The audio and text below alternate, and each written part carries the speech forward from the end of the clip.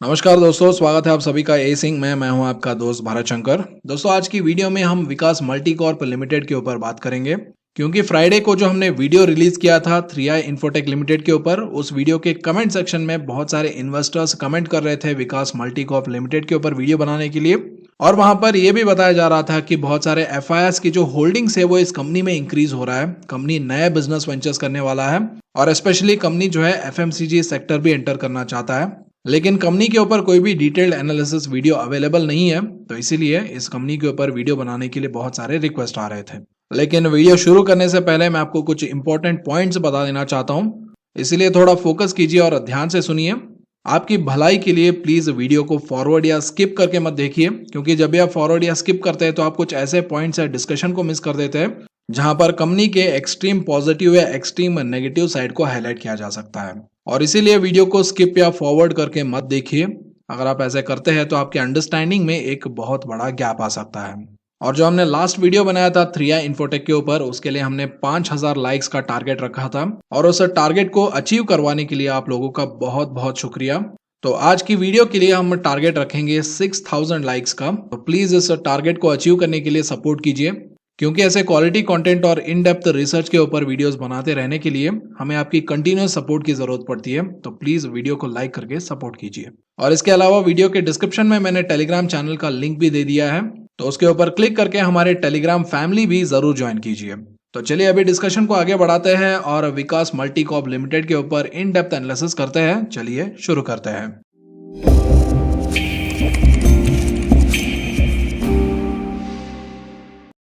तो चलिए डिस्कशन की शुरुआत कंपनी के बिजनेस ओवरव्यू से शुरू करते हैं। तो कंपनी का एस्टेब्लिशमेंट 1995 में हुआ था और विकास मल्टीकॉर्प लिमिटेड जो है वो एक polymer and polymer additive related chemical trading house है। और ये कंपनी ये ट्रेडिंग इंटरनेशनल और लोकल पॉलीमर मार्केट में करता है और ये कंपनी उसके साथ रिसाइकलिंग बिजनेस में भी है। और इसके आधार पे अगर आप कंपनी के बिजनेस को सेगमेंट वाइज डिवाइड करना चाहते हैं तो यहाँ पर दो हिस्सों में इसको डिवाइड किया जा सकता है। पहला तो है रिसाइकलिंग मटेरियल्स का और दूसरा है ट्रेडिंग ऑफ पॉलीमर कंपोनेंट्स का। तो यहाँ पर अगर आप पॉलीमर कंपोनेंट्स की ट्रेडिंग की बात करेंगे तो company plastic and raw rubber polymers जो है उनका ट्रेडिंग करता है। और अगर आप 2019 से पहले कंसिडर करेंगे तो ये इकलौता बिजनेस था कंपनी का, लेकिन 2019 के बाद कंपनी ने रिसाइकलिंग मटेरियल डिविजन्स में भी काम करना शुरू कर दिया है, क्योंकि कंपनी ने एक एक्विजिशन किया डीमर्जर के द्वारा। और ये डीमर्जर्ड एक्विजिशन उन्होंने अपने दूसरे कंपनी से किया जिसका नाम है विकास इकोटेक लिमिटेड। और विकास इकोटेक लिमिटेड से इन्होंने recycled and trading components division जो है वो अपने अंडर ले लिया, जिससे कंपनी के अंडर ये जो entire manufacturing of recycled materials है वो पूरा यूनिट इनके अंडर आ गया, जिसकी वजह से विकास मल्टीकॉर्प लिमिटेड में एक और बिजनेस सेगमेंट आ गया जो कि है रिसाइकलिंग मटेरियल्स का। और उसके अलावा जो भी कंपनी प्रोड्यूस करता है उस प्रोड्यूस का बहुत सारे एप्लीकेशंस है बहुत सारी इंडस्ट्रीज में। अगर उनमें से कुछ इंडस्ट्रीज का नाम बताया जाए तो ऑटोमोटिव है, पैकिंग है, शीथिंग है और टेक्सटाइल इंडस्ट्री है। और ऐसे कंपनी के जो भी बिजनेस इंफॉर्मेशन या फ्यूचर आउटलुक इंफॉर्मेशन हम डिस्कस कर रहे हैं वो सारा इंफॉर्मेशन मैंने इस कंपनी के 2020 के एनुअल रिपोर्ट से लिया है, जो कि 120 पेजेस का डॉक्यूमेंट है।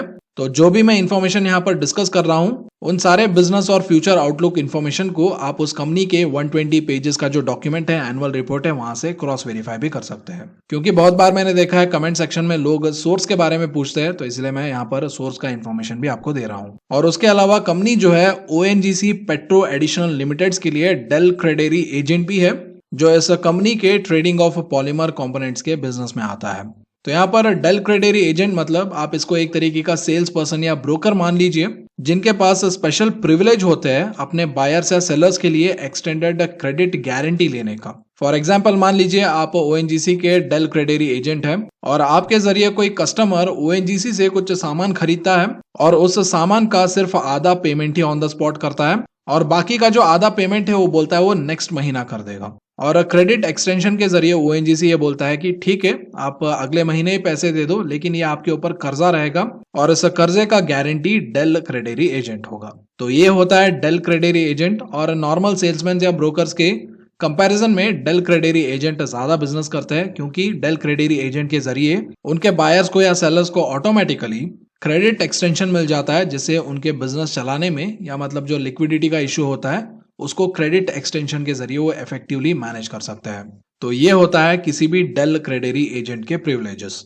और Vikas multicorp limited ONGC petro additional limiteds के लिए डेल क्रेडेरी एजेंट है for supplying the plastic and raw rubber polymers on regular basis. तो ये है कंपनी के करंट बिजनेस के बारे में इंफॉर्मेशन। लेकिन करंट बिजनेस के साथ साथ कंपनी जो है कुछ नए बिजनेसेस में भी वेंचर करना चाहता है, जिसके बारे में कंपनी एक्सटेंसिवली प्लान कर रहा है according to its annual report. और ऐसा नए बिजनेस वेंचर्स के इनिशिएटिव के जरिए कंपनी जो है एफएमसीजी और रिटेल सेक्टर में एंटर होना चाहता है।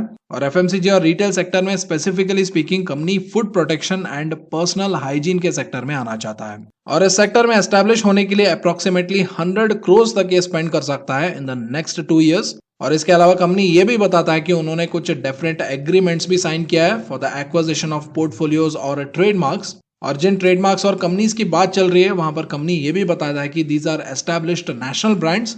और कंपनी ये भी बताता है कि उन ब्रांड्स में एसआर फॉइल्स का भी नाम शामिल है। और इसके अलावा इन प्रोडक्ट मैन्युफैक्चरिंग के लिए कंपनी कुछ वेल एस्टैब्लिश्ड प्लांट्स को भी एक्वायर करना चाहता है। और जब तक ये प्लांट्स के एक्विजिशन कंप्लीट नहीं हो जाता है तब तक कंपनी के पास एक अल्टरनेटिव प्लान है जहां पर कंपनी ये जो थर्ड पार्टी कॉन्ट्रैक्ट मैन्युफैक्चरिंग होते हैं उनके जरिए ये सारा प्रोडक्शन करवाएगा। और कंपनी इन एक्विजिशन को लेकर के पॉजिटिव नजर आ रहा है। और उन्होंने एनुअल रिपोर्ट में कुछ कमेंट्स भी दिया है जहां पर वो बता रहे हैं कि एल्यूमिनियम फॉइल और टिश्यू पेपर का जो प्रोडक्ट्स डिमांड है वो बहुत ही ज्यादा इंक्रीज हो रहा है इंडिया में, क्योंकि इंडिया में लाइफस्टाइल चेंज हो रहा है, अर्बनाइजेशन ज्यादा हो रहा है और फूड पैकेजिंग के लिए जो रिक्वायरमेंट है वो बहुत ही ज्यादा है। इन सारे रीजंस की वजह से टिश्यू पेपर और एल्यूमिनियम फॉइल का जो बिजनेस है वो इनको अट्रैक्टिव लग रहा है। और उसके अलावा कंपनी ये भी बताता है कि करंट एल्यूमिनियम फॉइल का जो मार्केट है इंडिया में उसका वैल्यू अराउंड 7,000 करोड़ है। और ये जो ब्रांड्स वो एक्वायर करना चाहते हैं या प्लान कर रहे हैं एक्वायर करने का, उन ब्रांड्स का मार्केट शेयर करीब करीब 6% है इंडियन एल्यूमिनियम फॉइल मार्केट में।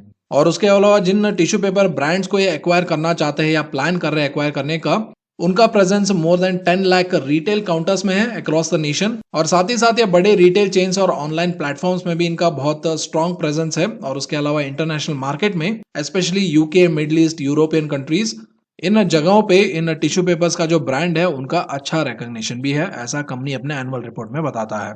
और इन दोनों के अलावा कंपनी अपने रिटेल सेक्टर में स्ट्रेंथ बढ़ाने के लिए हर्बल ड्रग्स में भी वेंचर करेगा, जहां पर कंपनी ये बता रहा है कि वो अभी एक स्ट्रैटेजिक अलायंस के एडवांस स्टेज में है, जिसके जरिए वो कुछ स्ट्रैटेजिक पार्टनरशिप्स करना चाहता है through acquisitions, merger and joint venture with players dealing in herbal drugs. और उसके बाद इन पार्टनर्स का जो मार्केटिंग नेटवर्क होगा उसको यूज करके ये कंपनी एंटर होना चाहता है रिटेल में, फूड प्रोटेक्शन में और पर्सनल हाइजीन सेक्शन में, जो कि इसके एफएमसीजी बिजनेस प्लान है। और उसके अलावा कंपनी अपने रिटेल बिजनेस में कंज्यूमर गुड्स भी बेचना चाहता है, जैसे कि spices, flower, pulses, grams etcetera. और इसके अलावा अपने नए डीमर्जर एक्विजिशन के साथ कंपनी अभी रिसाइकल बिजनेस में तो आ ही गया है, और उसके साथ साथ ये कंपनी एमएलपी का भी रिसाइकलिंग करना चाहता है। और यहाँ पर एमएलपी का मतलब होता है मल्टी लेयर्ड प्लास्टिक। और इस मल्टी लेयर्ड प्लास्टिक का बेस्ट एग्जाम्पल होता है लेज चिप्स का जो पैकेट होता है, जिसमें बाहर प्लास्टिक का लेयर होता है, अंदर एल्यूमिनियम फॉइल होता है और एल्यूमिनियम फॉइल के ऊपर एक और प्लास्टिक का लेयर होता है। तो ऐसे मटेरियल्स जो पैकिंग में इस्तेमाल किए जाते हैं उनको मल्टी लेयर्ड प्लास्टिक बुलाया जाता है, और वो एनवायरनमेंट के लिए बहुत ही ज्यादा हार्मफुल भी होते हैं। और ये कंपनी ये बताता है कि ऐसे एमएलपी का जो वेस्ट होता है उसको रिसाइकल करना और प्रोसेस करना बहुत ही मुश्किल होता है। तो इसीलिए अभी इंडिया में ज्यादा से ज्यादा ऐसे जो मल्टी लेयर्ड प्लास्टिक या पैकेजेस होते हैं उनको सीमेंट किन्स में फॉसिल फ्यूल्स के बदले इस्तेमाल किया जाता है, या इसको फर्नेस में बर्न किया जाता है या जला दिया जाता है। और इसके रिगार्डिंग कंपनी यह बताता है कि अभी वो एमओयू साइन करने के एक एडवांस स्टेज में है, जो कि इनके बीच और एक एमिनेंट मार्केट प्लेयर के बीच में होने वाला है। और इसके अलावा कंपनी ने एक और एमओयू भी साइन किया है एक वेल नोन और बड़े कलेक्शन सेंटर के साथ, जो कि स्पेशलाइज्ड है ऐसे जो मल्टी लेयर्ड पैकेजिंग वेस्ट होता है उसको कलेक्ट करने में और ऑर्गेनाइज करने में, जो कि एक तरीके का इनका रॉ मटेरियल सप्लायर होंगे अगर ये कंपनी सक्सेसफुली एमएलपी रिसाइकलिंग में एंटर करता है तो। और उसके साथ एक डॉक्यूमेंट्री है जो अफरोज शाह के ऊपर है, जिसमें एमएलपी प्लास्टिक्स को प्रोसेस करना कितना मुश्किल होता है उसको उन्होंने वहां पर एक्सप्लेन किया है, आप उसको जाके देख सकते हैं। और अगर आप अफरोज शाह को नहीं जानते हैं तो मैं आपको बता दूं, वो मुंबई के रहने वाले हैं। वो एक लॉयर और सोशल एक्टिविस्ट है जिन्होंने बीच के नजदीक एक अपार्टमेंट लिया था, लेकिन वो बीच जो है पूरी तरीके से गंदा था, पूरा उसमें प्लास्टिक भरा हुआ था और वो भी किलोमीटर्स तक प्लास्टिक भरा था। और उन्होंने अथॉरिटीज को लेटर्स लिख के कंप्लेन किए, लेकिन किसी ने भी एक्शन नहीं लिया। और इसीलिए अफरोज खुद निकल पड़े इन बीचेस को साफ करने के लिए। पहले ये अकेले थे, उसके बाद इनके साथ कुछ मछुआरे जुड़े, उसके बाद कुछ एक्टिविस्ट जुड़े, और अभी यूएन मतलब यूनाइटेड नेशंस भी इनके साथ है। और बहुत बार हमें बताते हैं ना कि एक इंसान कितना फर्क ला सकता है दुनिया में। आप जाके अफरोज शाह का डॉक्यूमेंट्री देख लीजिए, आपको खुद ही पता चल जाएगा कि इस एक इंसान ने करोड़ों लोगों की जिंदगी कैसे बदल दी है।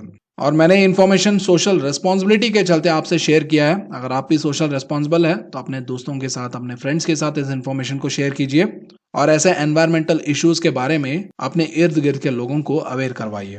तो अभी तक जो हमने डिस्कशन किया, तो हमने कंपनी का जो एग्जिस्टिंग बिजनेस है उसके बारे में डिस्कस किया, और कंपनी फ्यूचर में जो बिजनेस एंटर करना चाहता है हमने उसके बारे में भी डिस्कस किया। और कंपनी का जो भी तमाम बिजनेस होता है उसका एंड रिजल्ट्स हमें कंपनी के फाइनेंशियल्स के ऊपर, कंपनी के बैलेंस शीट के ऊपर और कंपनी के कैश फ्लो के ऊपर देखने को मिलता है। तो इसीलिए कंपनी का जो तमाम बिजनेस है वो कैसे परफॉर्म कर रहा है, वो कितना प्रॉमिसिंग है, उसको समझने के लिए अभी हम करेंगे कंपनी का फंडामेंटल एनालिसिस, जो कि हमारे डिस्कशन का सबसे इंपॉर्टेंट पार्ट भी होने वाला है। लेकिन इससे पहले कि हम आगे बढ़े, मैं आपको बताना चाहता हूं आप हमारे online stock market classes attend कर सकते हैं और हमारे प्रैक्टिस ट्रेडिंग ग्रुप का हिस्सा भी बन सकते हैं, वो भी बिल्कुल फ्री। और इन दोनों फैसिलिटीज को फ्री में पाने के लिए वीडियो के डिस्क्रिप्शन में मैंने एक रेफरल लिंक दिया है, उसके ऊपर क्लिक करना है। आपको ज़रोदा में डीमैट अकाउंट ओपन करना है और उसका आईडी हमारे व्हाट्सएप सपोर्ट नंबर पे शेयर कर दिया तो हमारा टीम आपको सारा ज्वाइनिंग डिटेल्स दे देगा। ज्यादा जानकारी के लिए वीडियो के डिस्क्रिप्शन जाके चेक करें। तो चलिए अभी डिस्कशन को आगे बढ़ाते हैं और बात करते हैं कंपनी के फंडामेंटल्स के बारे में। और फंडामेंटल एनालिसिस में हम सबसे पहले बात करेंगे कंपनी के सेल्स का।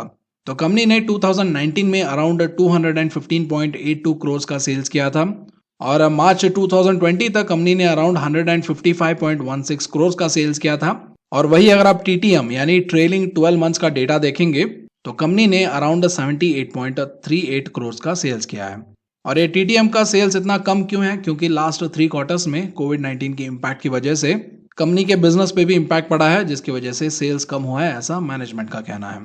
और वही अगर आप टीटीएम का डेटा एक्सक्लूड करेंगे तो मार्च 2019 और 2020 के डेटा के अनुसार कंपनी का जो सेल्स है वो ड्रास्टिकली कम हुआ है। और उसके अलावा अगर आप कंपनी का ऑपरेटिंग प्रॉफिट देखेंगे तो कंपनी ने 2019 में अराउंड 5.06 करोड़ का ऑपरेटिंग प्रॉफिट कमाया था और वही मार्च 2020 में अराउंड 6.74 करोड़ का, और वही presently till the last quarter अगर आप कंसिडर करेंगे तो कंपनी अराउंड 0.18 करोड़ का प्रॉफिट इसने कमाया है। तो यहाँ पर 2019 में सेल्स ज्यादा थे, लेकिन 2019 में ऑपरेटिंग प्रॉफिट मार्जिन जो है वो अराउंड 2.34% था और वही 2020 में ये जो ऑपरेटिंग प्रॉफिट मार्जिन है ये ऑलमोस्ट डबल हो गया है टू 4.34। और वही ट्रेलिंग 12 मंथ्स के लिए ये ऑपरेटिंग प्रॉफिट ऑलमोस्ट 1% से नीचे गिर के अराउंड 0.23% है। तो ये है कंपनी का ऑपरेटिंग परफॉर्मेंस, जहां पर सेल्स उतना ज्यादा इंप्रेसिव नहीं है और उसके साथ कंपनी का जो ऑपरेटिंग मार्जिन है वो बहुत ही ज्यादा कम है। और इसके दो कारण हो सकते हैं, इधर इस कंपनी का जो बिजनेस है उसमें मार्जिन इतना ही मिलता है, या कंपनी उतना ज्यादा इफेक्टिव या एफिशिएंट नहीं है, जिसकी वजह से कंपनी अपना जो मार्जिन है उसको इंक्रीज नहीं कर पा रहा है। तो चलिए अभी बात करते हैं कंपनी के नेट प्रॉफिट के बारे में। तो कंपनी ने 2019 में अराउंड 2.08 करोड़ का नेट प्रॉफिट कमाया था, 2020 में अराउंड 1.4 करोड़ का प्रॉफिट, और वही ट्रेलिंग 12 मंथ्स के लिए इसने अराउंड 0.04 करोड़ का प्रॉफिट इसने कमाया है। और प्रॉफिट इतना ज्यादा कम क्यों है? क्योंकि यहाँ पर कंपनी का जो इंटरेस्ट बर्डन है वो बहुत ही ज्यादा है। कंपनी ने 2019 में अराउंड 6.21 करोड़ का इंटरेस्ट बर्डन भरा था और वही 2020 में कंपनी ने अराउंड 5.01 करोड़ का, और वही 2020 टीटीएम यानी ट्रेलिंग 12 मंथ्स में कंपनी ने अराउंड 5.64 करोड़ का इंटरेस्ट बर्डन यहाँ पर झेला है। और इस इंटरेस्ट बर्डन को क्रिएट करने वाला जो डेट है, अगर हम उसके ऊपर बात करेंगे तो 5 साल पहले कंपनी का डेट अराउंड 9.6 करोड़ था और वही 3 साल पहले ये इंक्रीज होकर 17.4 करोड़ हुआ, और वही करंट डेट कंपनी का अराउंड 40.6 करोड़ है। और ये जो 40.6 करोड़ है ये पूरा जानकारी नहीं देता है कंपनी के फाइनेंशियल बर्डन के बारे में, और कंपनी का जो टोटल फाइनेंशियल बर्डन है इस डेट के अलावा उसको समझने के लिए हमें कुछ और डेटा देखना पड़ेगा, जिसके लिए हम कंपनी के जो अदर लायबिलिटी सेक्शन है उसको थोड़ा देखेंगे, जो मैंने कंपनी के बैलेंस शीट से लिया है। तो उसमें से सबसे पहले हम देखेंगे कंपनी के ट्रेड पेएबल। तो कंपनी के 2018 में ट्रेड पेएबल थे 64 करोड़, 2019 में 90 करोड़ और 2020 में ये अराउंड 122 करोड़ है। तो यहाँ पर ट्रेड पेएबल क्या होता है? मान लो आपकी एक दुकान है जहां पर आप राइस बेचते हो और उस राइस को आप होलसेलर से लेके आते हो, और जब आप ये राइस होलसेलर से लोगे तो होलसेलर को आप आधा पैसा दे दोगे और बाकी का जो आधा पैसा है आप उसको बोलोगे कि आप 15 दिन में उसको वापस दे दोगे। तो अभी ये जो आधा पैसा है जो आपको होलसेलर को देना है वो आपका बन जाता है ट्रेड पेएबल। क्योंकि यह पैसा आपको किसी को देना है वो आपका होलसेलर हो सकता है, कोई सर्विस प्रोवाइडर हो सकता है, कोई रिटेलर हो सकता है, जो आपके बिजनेस चलाने के लिए एसेंशियल है। तो ये है ट्रेड पेएबल। और जैसा ट्रेड पेएबल है वैसा ट्रेड रिसीवेबल्स भी है। मतलब आपको जो पैसे आने हैं, मान लीजिए आपसे किसी ने उधारी पे राइस लिया है, तो वो पैसा आपके ट्रेड रिसीवेबल हो गए, क्योंकि वो पैसा आपके पास आना है। और ऐसे ही कंपनी के ऊपर 2018 में अराउंड 113 करोड़ का ट्रेड रिसीवेबल था, और वही 2019 में 135 करोड़, और वही प्रेजेंट ईयर में यानी 2020 में ये अराउंड 116 करोड़ है। और उसके अलावा कंपनी के ऊपर कुछ अदर लायबिलिटीज भी है, जो 2018 में 1 करोड़ था, 2019 में 25 करोड़ हो गया, और 2020 में 38 करोड़ हो गया। तो अभी हम इस डेटा को इस्तेमाल करेंगे इसके इफेक्टिव लायबिलिटीज या इसके इफेक्टिव फाइनेंशियल बर्डन को कैलकुलेट करने के लिए। तो सबसे पहले बात करते हैं ट्रेड पेएबल्स और ट्रेड रिसीवेबल्स का। और यहाँ पर हम बेस्ट केस अज्यूम करेंगे, और ये अजम्पशन क्या होगा, जो भी आपका ट्रेड पेएबल है वो आप डिफॉल्ट किए बिना आप उसको पूरी तरीके से पे कर दोगे, और जो भी आपको ट्रेड रिसीवेबल्स आने हैं उसको भी कोई भी आपको डिफॉल्ट किए बिना पूरी तरीके से वो पैसा आपको लौटा देगा। तो ये हम अजम्पशन करेंगे। और just to be on the safer side में आपको बता दूं, जो भी ट्रेड रिसीवेबल्स होते हैं अगर वो over the longer period of time accumulate होते जा रहे हैं तो उसमें डिफॉल्ट होने का प्रोबेबिलिटी भी ज्यादा होता है। मतलब किसी सप्लायर को आपको पैसे देने हैं, वो बोलेगा इस साल दूंगा नहीं दिया, नेक्स्ट साल दूंगा नहीं दिया, उसके अगले साल दूंगा नहीं दिया, तो अगर ऐसा हो रहा है तो उसका डिफॉल्ट प्रोबेबिलिटी ज्यादा हो जाता है। तो ये बात आपको ट्रेड रिसीवेबल्स में याद रखना है। और वैसे ही ट्रेड पेएबल्स में अगर आप डिफॉल्ट कर रहे हो या उसको आगे टाल रहे हो तो वो दर्शाता है कि आपके बिजनेस में उतना कैपेबिलिटी नहीं है कि आप अपने सप्लायर्स, अपने वेंडर्स को टाइम पे पैसे दे पाओ, जिससे आपके जो बिजनेस क्वालिटी है उस पर भी उंगली उठेगा और आपकी डिफॉल्ट प्रोबेबिलिटी भी ज्यादा हो जाएगा। और इसीलिए एनालिसिस का एक इंपॉर्टेंट हिस्सा होता है ट्रेड पेएबल्स और रिसीवेबल्स। और 90% ऑफ द बिजनेसेस में क्या होता है, जो भी ट्रेड रिसीवेबल्स से जो रिकवरी होता है वही ट्रेड पेएबल्स पे हो जाता है। तो ये जनरल साइकिल रहता है किसी भी बिजनेस का। और अभी विकास मल्टी कॉर्प के केस में हमें देखना है कि ट्रेड रिसीवेबल्स और पेएबल्स में कितना डिफरेंस है, जो कि इस कंपनी के एडिशनल बर्डन बनेगा, या मतलब इस कंपनी को अपने जेब से देना पड़ेगा। तो इस कंपनी का लेटेस्ट ट्रेड पेएबल कितना है, 122 करोड़ है, और लेटेस्ट ट्रेड रिसीवेबल्स 116 करोड़ का है। तो इसको माइनस करेंगे तो आपको मिलेंगे 6 करोड़, जो कि कंपनी के ऊपर एडिशनल फाइनेंशियल बर्डन है। तो अभी हम ऐड करेंगे इसके ऑफिशियल डेट बर्डन को, जो कि अराउंड 40.55 करोड़ है, और ये जो डिफरेंस है ट्रेड रिसीवेबल्स और पेएबल्स उसको ऐड करेंगे, जो कि अराउंड 6 करोड़ है, और कंपनी के ऊपर जो अदर लायबिलिटी है जो कि अराउंड 38 करोड़ है, तो उसको भी ऐड करने के बाद कंपनी का जो टोटल फाइनेंशियल बर्डन है वो अराउंड 84.55 करोड़ बन जाता है। तो यहाँ पर हमने जो 84.55 करोड़ को कैलकुलेट किया है उसमें 40.55 करोड़ लॉन्ग टर्म डेट है, यानी मतलब बैलेंस शीट में ये लॉन्ग टर्म बोरोइंग्स के अंडर रजिस्टर्ड है, और बाकी का जो डिफरेंस है वो कंपनी का शॉर्ट टर्म फाइनेंशियल बर्डन हो सकता है।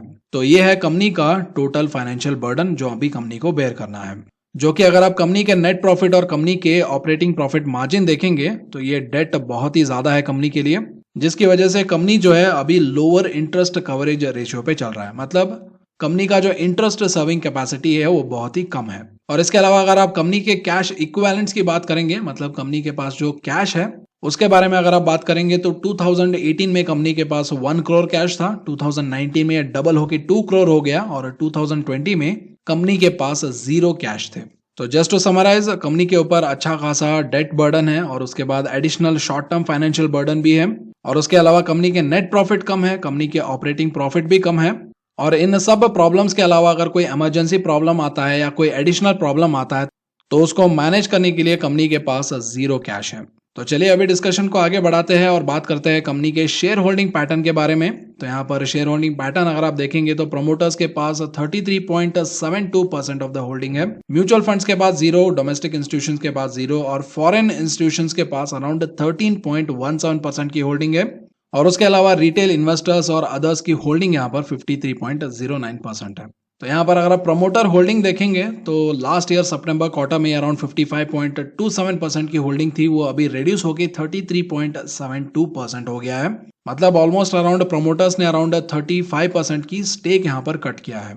और उसके अलावा अगर आप फॉरेन इंस्टीट्यूशंस की बात करेंगे तो फॉरेन इंस्टीट्यूशंस लास्ट सितंबर में इसका होल्डिंग अराउंड 4.47% था, और दिसंबर 2020 में सरप्राइजिंगली ये अराउंड 13.17% है। और ये बात मुझे बहुत ही ज़्यादा इंटरेस्टिंग लगा ये सोच के कि पेनी शेयर में फॉरेन इंस्टीट्यूशन इन्वेस्टर्स कब से इन्वेस्ट करने लगे। और इस सस्पिशन को क्लियर करने के लिए मैंने उन फॉरेन इन्वेस्टर्स का नाम निकाला कंपनी के शेयर होल्डिंग पैटर्न से, ये समझने के लिए कि ये कौन से इन्वेस्टर्स है और इनका बैकग्राउंड क्या है। और ये समझने के लिए जब मैंने इन इन्वेस्टर्स के ऊपर ज्यादा इन्फॉर्मेशन निकाला तो मुझे वहां पर 3 कॉमन पैरामीटर्स नजर आए। ये इन्वेस्टर्स जो है करंटली इनका जो इन्वेस्टमेंट है वो small and micro cap companies में बहुत ही ज्यादा है। और दूसरा है these companies have a history of investing in small stocks. और तीसरा पॉइंट ये है कि ये जो 6 इन्वेस्टर्स है या 6 इन्वेस्टमेंट हाउसेस है, इसमें से 4 इन्वेस्टमेंट हाउसेस ने अडानी कंपनीज में इन्वेस्ट किया है। और ये लास्ट पॉइंट उतना ज्यादा रिलेटेड नहीं हो सकता है, ये एक कोइंसिडेंस भी हो सकता है, लेकिन एक ऐसा स्मॉल कैप कंपनी या एक ऐसा पेनी स्टॉक जिसमें 6 फॉरेन इंस्टीट्यूशन इन्वेस्टर्स है और उसमें से 4 foreign institution investors Adani companies में इन्वेस्ट किए हैं, तो ये सोच के मुझे लगा कि इसका मतलब कोइंसिडेंस होने का प्रोबेबिलिटी कम है। लेकिन फिर भी ये मैं पॉइंट डाल देता हूँ, और जो भी आप लोगों का ओपिनियन लगता है या आप लोगों का वर्डिट लगता है मैं बता दूंगा आप लोगों को कि कमेंट सेक्शन में लिख देना, और बाद में मैं कमेंट सेक्शन पढ़ के वो वर्डिट समझ लूंगा। तो चलिए अभी रैंडमली मैं आपको 2 कंपनीज के होल्डिंग्स दिखाऊंगा जिसके आपको एक अंदाजा लग जाएगा कि ये कौन से या किस टाइप के कंपनीज में इन्वेस्ट करते हैं। तो यहाँ पर देख लीजिए LTS इन्वेस्टमेंट फंड हाउस है, उसका होल्डिंग आप देख लीजिए, और यहाँ पर मैंने लिखा है उन कंपनीज का नाम, और दूसरा सेक्शन में आपको मिल जाएगा उन कंपनीज में इनका कितना परसेंटेज होल्डिंग है, और तीसरे कॉलम में आपको दिख जाएगा कि इन कंपनीज का मार्केट कैप क्या है। तो जैसा कि आप देख सकते हैं जो भी कंपनीज में इस फंड हाउस ने इन्वेस्ट किया है ज्यादा से ज्यादा वो स्मॉल कैप है या माइक्रो कैप है, क्योंकि ज्यादा से ज्यादा कंपनीज का जो मार्केट कैप है वो 1000 करोड़ से भी कम है।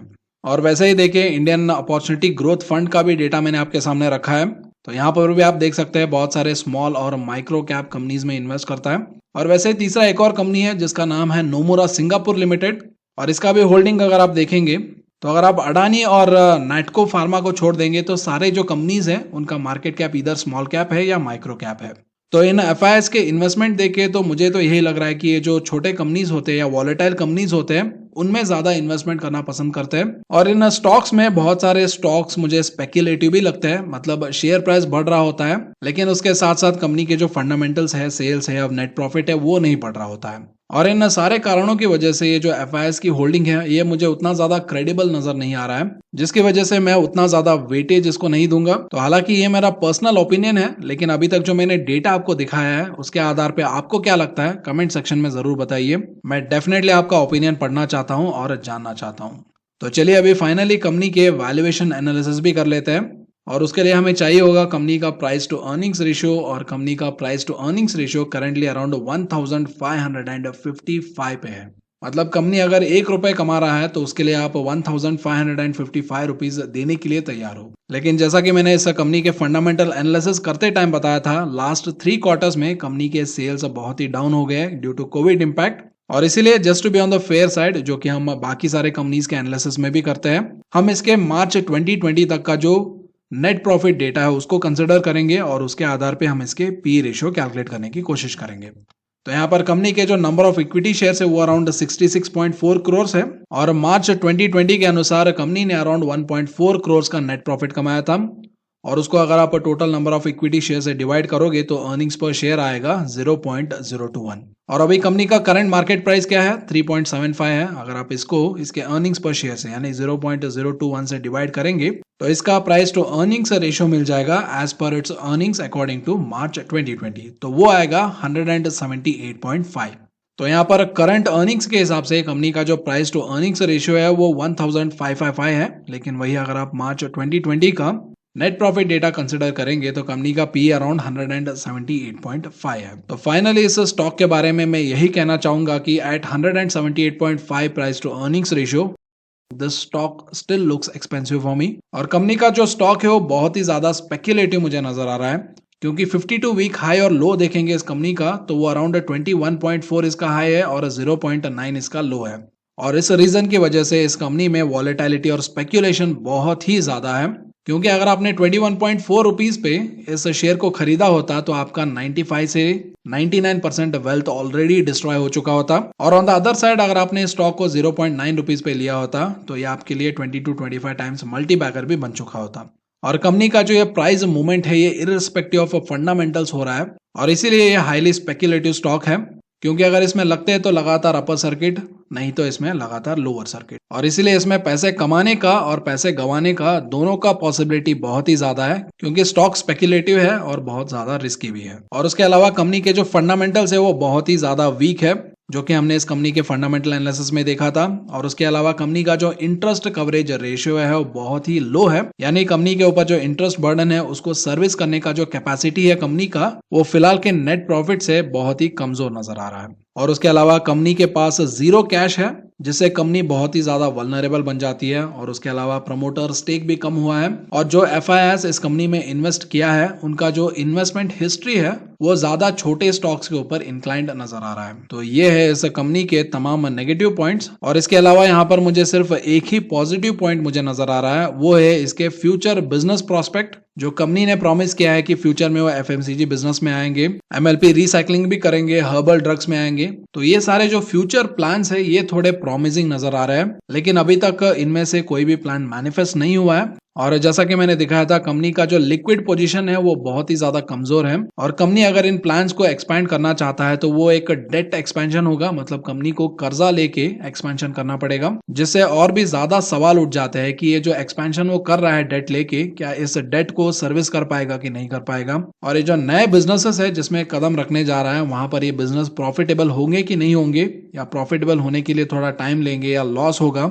ये तमाम सवाल आ जाएंगे जिसके ऊपर अभी आंसर देना बहुत ही मुश्किल होता है। और इसीलिए इनके ऊपर कमेंट करने से पहले मैं थोड़ा इंतजार करना पसंद करूंगा और देखूंगा कि ये जो प्लान्स मैनेजमेंट ने अपने एनुअल रिपोर्ट में बताया है, इन प्लान्स को ये कब इंप्लीमेंट करना शुरू करेगा, और इंप्लीमेंट करने के बाद इनका जो रिजल्ट है वो कंपनी के फाइनेंशियल्स के ऊपर या कंपनी के बैलेंस शीट के ऊपर क्या होगा, वो देखने के बाद ही हम इसके ऊपर कुछ कमेंट कर सकते हैं। और फिलहाल के लिए जो कंपनी में प्रॉब्लम्स है वो रियल है और वही अभी के लिए सच है। तो आशा करता हूं आज का रिसर्च रिपोर्ट आपको पसंद आया होगा। और जैसा कि मैंने वीडियो के स्टार्टिंग में बताया था, इस वीडियो के लिए हम टारगेट रखेंगे 6000 लाइक्स का। तो अच्छे कंटेंट को सपोर्ट कीजिए और इस वीडियो को प्लीज लाइक कीजिए। और ऐसे ही नॉलेजेबल कंटेंट फ्यूचर में भी देखते रहने के लिए ए सिंह चैनल को सब्सक्राइब कीजिए और ये जो बेल नोटिफिकेशन है उसको भी दबा दीजिए, ताकि जब भी हम कोई नया वीडियो डाले तो आपको तुरंत अपडेट मिल जाए। तो चलिए मैं आपसे मिलता हूं एक और इन्फॉर्मेटिव वीडियो में, तब तक के लिए this is Bharat Shankar signing off.